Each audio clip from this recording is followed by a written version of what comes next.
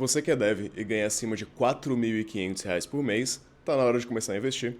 Vem fazer parte da UVP, a maior e melhor escola de investimentos do Brasil. Link na descrição. Hoje vamos passar um overview, um roadmap de 20 conceitos que diferenciam devs júniors de devs seniors. 20 conceitos que devs seniors costumam conhecer e devs júniors costumam não conhecer, tá bom? Dentre esses conceitos, a gente vai falar sobre, por exemplo, idempotência, né? Conceito favorito aqui do canal. A gente vai falar sobre back pressure, a gente vai falar sobre teorema de Capra. Esse vídeo, ele é um vídeo mais expositivo, mais apresentativo e menos denso. Se eu for explicar a fundo cada um desses 20 conceitos, eu vou precisar de meia hora para cada conceito, eu vou precisar de 10 horas. Você tá vendo aqui embaixo que esse vídeo não tem 10 horas, então use esse vídeo mais como um guia de coisas que você pode estudar, porque a parte difícil é você saber aquilo que você não sabe, né? Se você já sabe que você não sabe, é só você sentar e estudar. Se você não sabe que você não sabe, é aí onde o problema grande mora, e eu quero te mostrar aquilo que você possivelmente não sabe, para caso você queira estudar mais, ou aqui no canal, ou em outros conteúdos. Primeiro conceito, idempotência. O que é idempotência? A gente já explicou várias vezes aqui no canal. Idempotência é o seguinte: quando você faz um Pix pro seu amigo agora, você tenta fazer um Pix 5 segundos depois, essa transação não vai passar. Por que essa transação não vai passar, né? Por que a segunda não vai passar? Porque o serviço muito provavelmente criou uma chave de idempotência baseada em alguns dos atributos dessa requisição, como por exemplo, o seu nome, o nome do seu amigo, as contas bancárias, o valor das contas, e ele criou uma chave de idempotência, que é um hash de tudo isso daqui. Baseado nesses atributos, ele criou um hash, e como o hash na primeira requisição e na segunda requisição é duplicado, é o mesmo, essa transação foi bloqueada. O sistema provavelmente armazenou esse hash numa cache ou em algo nesse sentido, provavelmente deu um TTL ali, né, um time to live de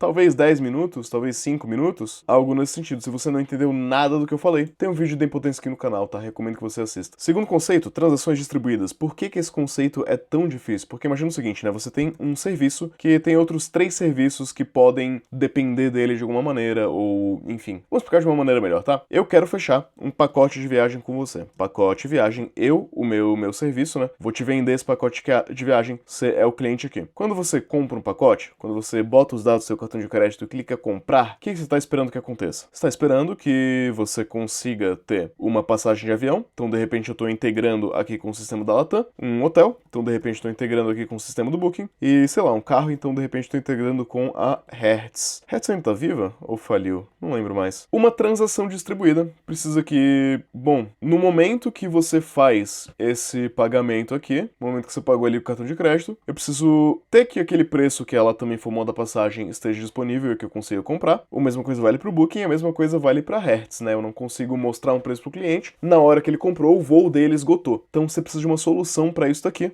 Existem 2 soluçõezinhas. Nesse caso vai ser bem difícil, né? Que você não controla a Latam, você não controla o Booking, você não controla a Hertz. Mas enfim, independente de você controlar esses serviços ou não, 2 ideias aqui podem te ajudar. Uma é o Two-Phase Commit, uma ideia um pouco mais antiga, um pouco mais fora de moda, mas que pode funcionar perfeitamente bem em alguns dos casos. E o padrão Saga, Saga Pattern, tem vídeo aqui no canal. Recomendo que você assista. Próximo conceito é de consistência eventual. Consistência eventual, o que isso daqui significa? É muito simples, né? Eu vou falar já de 3 conceitos juntamente na mesma pegada aqui, pra gente já matar eles de uma vez. Consistência eventual, imagina que você tem aqui, ó, um banco de dados, 2 bancos de dados, 3 bancos de dados. Você escolheu um banco de dados para ser o seu banco de dados de read. Não, perdão, para ser o seu banco de dados de write. Esse aqui vai ser o banco de dados de write. Como a maioria das aplicações tem mais leituras do que escritas, por exemplo, você escreve um post no LinkedIn e 100 pessoas leem, 20 pessoas leem, né? Existem mais leituras do que escritas. Você pode ter apenas um banco de dados para escrita e alguns bancos de dados para leitura. Então você vai ter aquilo que a gente chama de read replicas, réplicas de leitura. É o caso desses outros bancos aqui, ó. Esses aqui são os bancos de read. Então, outro conceito que a gente já tá matando aqui são as tais read réplicas. Consistência eventual diz o seguinte: como que vai ser o comportamento de eu fazer um write, uma escrita no meu banco de dados, né? Eu vou retornar para o meu usuário um ok antes e depois eu vou sincronizar com os outros bancos? Ou então eu vou primeiro esperar para sincronizar com os outros bancos e caso eu consiga sincronizar tudo, eu vou dar o ok depois, né? Como que isso funciona globalmente? Como que, tipo assim, eu tô assistindo um vídeo do YouTube aqui da minha casa na Alemanha, você tá assistindo aí do Brasil, alguém tá assistindo lá na China. O número de views no vídeo do YouTube não vai estar sincronizado perfeitamente. Eventualmente, ele tende a ser consistente, né? Eu tendo a ver um número parecido com o número que você vê e o que o carinha na China vê também. A grande questão é que eles não estão sempre consistentes, eles estão eventualmente consistentes, né? Eles eles convergem para uma consistência, mas não existe a garantia de que eles estão consistentes em nenhum momento. Isso aqui diz respeito também, né, ao teorema de Cappi, que é outro conceito que eu quero que você entenda. Teorema de Cappi é C, consistência, A, availability ou disponibilidade, P, de partition tolerance ou network partition tolerance. Acontece que, num sistema distribuído, deveria ser chamado teorema de K, porque o P eu vou te obrigar a ter. Eu vou te obrigar a ter a tolerância a particionamento, né, diz respeito ao quanto seu sistema é tolerante a partições de rede ou a coisas caindo, né? Se ele não for tolerante, ele não é um sistema distribuído. Então você pode escolher bem dizer C, que é consistência, ou A, que é availability. Qual que é a decisão aqui? Se esse banco de dados aqui cair, o que a gente vai fazer? A gente vai negar as escritas ou a gente vai aceitar as escritas e sincronizar depois?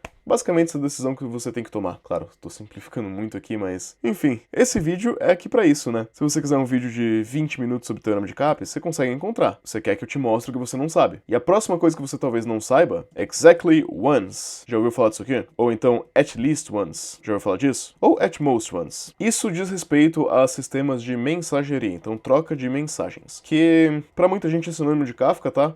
Eu só tô falando Kafka pra você entender do universo que a gente tá pisando aqui, tá? O sistema de troca de mensagens, de, assim, PubSub, eventos, esse tipo de coisa. Em que existe uma decisão que você tem que tomar se o seu sistema vai enviar, tipo, garantir que a mensagem, ela passa exatamente uma vez, ou no máximo uma vez, perdão, at least é pelo menos uma vez, ou então no máximo uma vez, né? E você deve estar pensando, cara, mas exatamente uma vez é a única maneira correta de se fazer, né? Uma mensagem, ela precisa ser transmitida só uma única vez. Pensamento interessante, como você com certeza sabe que tudo na vida tem trade-offs, você provavelmente deve estar sacando agora que o exactly once é o mais difícil e o mais custoso de se garantir, né? Os outros são mais fáceis de se garantir num sistema distribuído. Dá uma pesquisadinha nesses termos aqui, tá? Próximo legal, back pressure. Tem um exemplo aqui de back pressure que é o seguinte. A gente pode estar falando de PubSub ou Publisher Subscriber, eu vou usar a terminologia mais correta para esse exato caso, que é de produtor-consumidor. Então, de um lado você vai ter o produtor de algo, do outro lado você vai ter o consumidor de algo. Você mesmo pode ser o dono de ambos esses sistemas, tá? Eu vou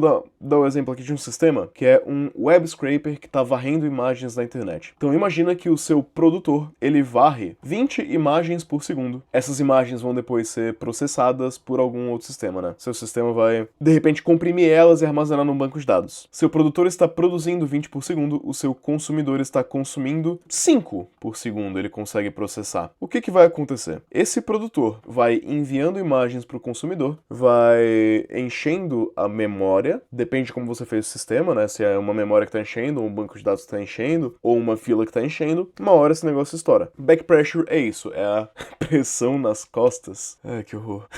Tá, o seu consumidor precisa existir algum mecanismo no seu sistema que permita que essa mensagem se propague para trás, que permita que o seu consumidor informe o seu produtor que ele está cheio, que é para se produzir de uma maneira mais devagar, tá bom? Senão o negócio vai estourar, não vai dar bom. Back pressure, então, é sobre essa comunicação aqui, né? Ele é resolvido através disso. Pode utilizar ali umas filas, umas coisinhas inteligentes, mas enfim. Em algum momento, a mensagem precisa chegar no produtor para ele pausar ali por um tempo. Outro nome de pressão que a gente lida, o nome de carga, é um aqui, ó. Tá difícil escrever. Thundering Herd Problem. Qual que é o exemplo clássico desse problema? Ele é um problema que acontece quando muitos clientes tentam dar um retry simultaneamente, tentam acessar um recurso simultaneamente, falha esse acesso e ele retenta de novo. O exemplo mais comum disso, e tá bem ligado ao nosso próximo exemplo aqui, é uma expiração de cache. Então imagina que tá todo mundo lá vendo um tweet do Kanye West, muito absurdo, e o tweet que tava cacheado expirou, e todo mundo tá clicando nesse tweet. Esse request que antes estava sendo servido pela cache, agora vai direto lá pro seu banco de dados e vai causar um problema. Às vezes, o seu banco de dados ele vai estar particionado, né? Você vai ter um shard ou uma partition, e esse shard ou a partition pode ser o shard que a sua celebridade cai. E aí você vai cair no Celebrity Problem. Que é o seguinte, né? Imagina que a gente tem o nosso sistema distribuído em algumas partições, algumas máquinas diferentes, né? E aí você tem a máquina aqui de cima, ó, que tá servindo aqui os vídeos do Augusto Galego. A outra máquina aqui de baixo, que tá servindo os vídeos do Renato Augusto. Essas máquinas, ok. Inclusive, Renato Augusto, abração, cara, você é muito bom, seu conteúdo é fantástico, vale a pena seguir. Então, eu caí numa shard, o Renato Augusto custo caiu numa shard, mas infelizmente o Mano Davin caiu em outra shard, e o Mano Davin é muito grande. Esse cara malha muito. O Mano Davin, sendo a nossa celebridade, vai ter um problema, né, que são muitas pessoas vendo os vídeos dele. Ele cria um problema de celebridade, né? A nossa celebridade aqui da Bolha Tech criou o problema do Hot Shard, né? Se o Mano Davin caiu numa shard, essa shard é necessariamente uma Hot Shard,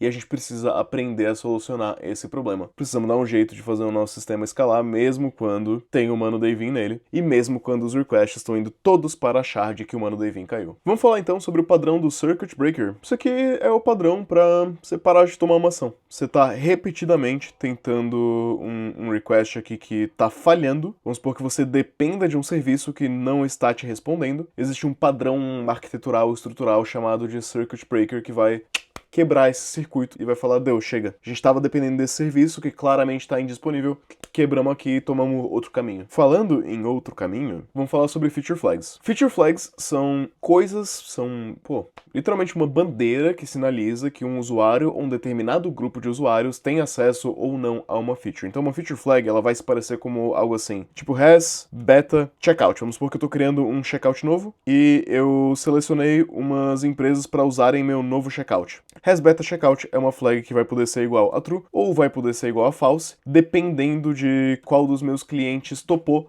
esse beta, né? Qual dos clientes quer participar desse beta. Então, eu posso ter que alguns clientes vão ver um código e outros clientes vão ver outro código. É exatamente isso que é uma feature flag. Pode ser utilizada para diversas coisas, pode ser utilizada para testes, para rollouts graduais, pode ser utilizado para um certo controle de acesso a determinadas features, tá? Só toma muito cuidado que se você utilizar muitas feature flags e esquecer de ir matando as feature flags que caíram em desuso, seu código vai ficar uma gambiarra grotesca e incompreensível. Vamos falar sobre Schema Evolution, então, que diz respeito a evoluir um esquema, um banco de dados, um evento, qualquer tipo de esquema, de maneira que dá uma retrocompatibilidade boa, né? Qual que é um exemplo disso legal? Suponha que você tem um sistema que emite eventos, algo parecido com o CQRS. Você tem um sistema que está emitindo o evento, o cliente comprou X. Esse evento que está sendo emitido está sendo ouvido por diversas outras partes do seu sistema, né? Porque você tenha um sistema aqui de Analytics e também um sistema de Big Data /IA. Sei lá, tô só inventando nomes aqui. Seu sistema de Big Data /IA pensa, quer dizer, você, como produtor desse evento aqui, pensa, cara, eu quero não apenas emitir que o cliente comprou algo, eu quero emitir também que o cliente comprou algo e que ele usou o desconto X, usou desconto Y. Meu evento mudou, eu evolui o meu evento. Como eu tenho pessoas ouvindo esse evento, ou então, se for uma API, acessando essa API, eu preciso garantir um certo versionamento, né? Qual que é a versão disso aqui, qual que é a versão dessa API, qual que é a versão desse evento, a versão dessa mensagem, e eu preciso garantir que eu não quebrei isso aqui pra ninguém sem dar um período ali pra eles, né? Ou dar uma forma de acessar os dados antigos. Um dos problemas de evoluindo seu sistema e migrando as coisas, a gente vai falar sobre duas maneiras,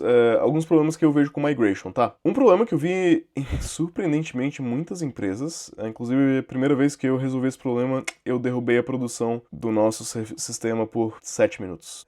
Isso realmente aconteceu e eu lembro até hoje, eu deixei o nosso sistema inutilizável por 7 minutos, porque eu cometi um erro grotesco numa migration. O erro é o seguinte, a gente tem um server, dentro do nosso server roda código. Dentro desse código, ele manda requisições, ele manda um body aqui, né, para criar coisas no nosso banco de dados, que é o nosso banco de dados. Dentro do meu body, vamos supor que eu tenha o nosso corpo aqui normal, né, e eu quero criar um novo campo no meu banco de dados que seja obrigatório. Campo obrigatório. O que eu faço? Eu vou lá no meu GitHub, eu crio um arquivo de migration, né, migration file. Se você estiver utilizando, né, migrations dessa maneira, isso é, hoje em dia, a maneira mais comum de você fazer migrations, né? Você tem uma migration file e um sistema que vai rodar essa migração no seu banco de dados, tá bom? Então você cria a sua migration file, você faz um deploy dessa migration file junto com uma alteração no código, adicionando o campo obrigatório ao body da sua requisição, que vai para o servidor, para o banco de dados, perdão. Sendo assim, no mesmo momento que eu adicionei o campo obrigatório, eu também alterei o código para que exatamente quando o deploy aconteça, esse campo que agora é obrigatório passe a ser enviado pelo servidor, correto? Vai funcionar isso daqui? Você pode estar pensando que sim, e se você tiver me respondido que sim, foi exatamente esse o erro que eu cometi, que fez a nossa produção cair por exatos 7 minutos. Esse campo obrigatório, ele precisa ser preenchido retroativamente. É óbvio, um campo obrigatório que antes não existia, eu criei ele. Enquanto o banco de dados estiver migrando, você não vai conseguir fazer esses requests aqui, muito provavelmente, tá? Talvez você trave o banco de dados por 7 minutos, e foi isso que aconteceu. Foi assim que eu travei o nosso sistema, porque eu causei um lock na porcaria do banco de dados inteiro.